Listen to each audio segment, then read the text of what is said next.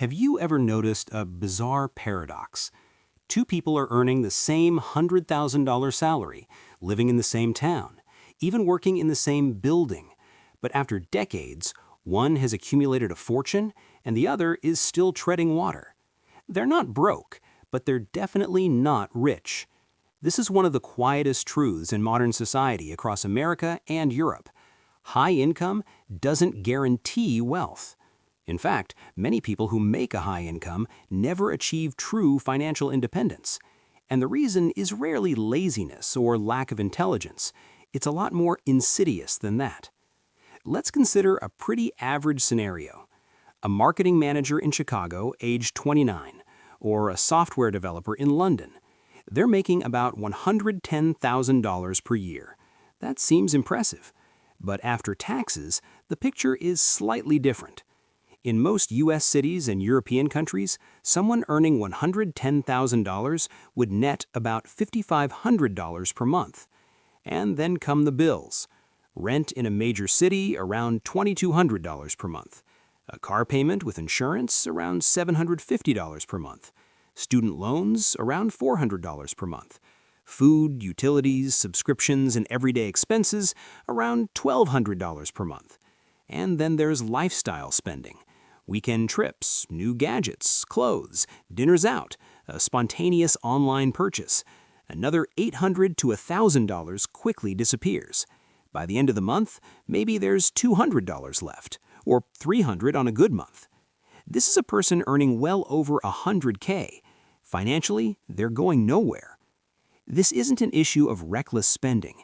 The mistake is structural. Most people build their lifestyle around their income, not their income around wealth. Let's do some basic math. That car payment of $750 a month, over 5 years, that's $45,000.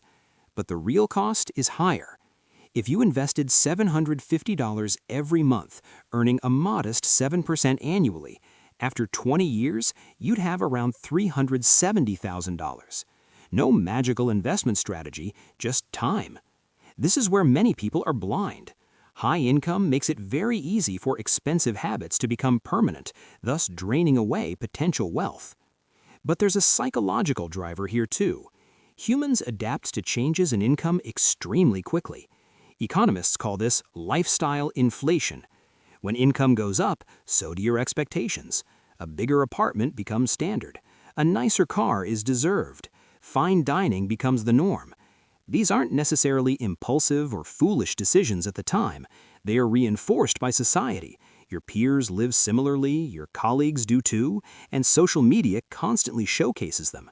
Eventually, this becomes your default, and trying to scale back feels like a step backwards. So you spend, and you keep spending. Fast forward 20 years. Your 29-year-old marketer or developer is now 49. Their income is up to $170,000, still impressive. But so is their lifestyle. A bigger house, kids in private school, 2 cars instead of 1, more extravagant vacations. By this point, their monthly expenses are probably $8,000 or more. Their retirement savings might be less than expected because the increases in salary over the years have been subtly siphoned off into lifestyle upgrades. The result is someone who appears wealthy but is financially precarious. If they lose their job, their entire life is at risk. Compare this to how financially astute people think. It's not necessarily about earning more, but how they view income. They treat income increases and bonuses as capital, not permission to increase their lifestyle. Their lifestyle may look similar on the outside, but internally the framework is different. Instead of upgrading their lifestyle periodically, they upgrade their financial security, and the compounded effects are immense over time. 10 years down the road, the difference is visible. 20 years, and the chasm is huge. The paradox of wealth is that it rarely happens dramatically. It builds slowly, almost boringly, whereas lifestyle inflation is exciting and instant. That's why many people earning a lot unwittingly choose the latter. It's not a moral failing, it's a systemic design. The single most important takeaway is this: income grants opportunity, but behavior creates wealth, and the two can often move in opposite directions. If you find these quiet, thoughtful discussions about money and psychology engaging, consider subscribing. It helps more content like this reach the people who need to hear it.